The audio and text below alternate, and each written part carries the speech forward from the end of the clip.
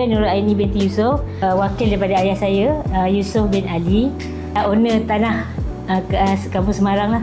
Sebelum ni dia survey beberapa company, tapi bila dengan KDSB ni dia dah tengok banyak projek kat sekitar kawasan sini. Selepas dah tengok beberapa projek tu, lepas tu ayah setuju nak joint venture dengan KDSB ni. Ayah saya kata dia nampak company ni meyakinkan, projek pun cepat siap. Jadi ayah saya kata yang ni yang terbaik. Ayah pun cakap nanti anak akan dapat seorang satu. Jadi kami datang pula yang ni 2026, dapat tengok rumah dah siap. Kami rasa berbangga dan bersyukurlah.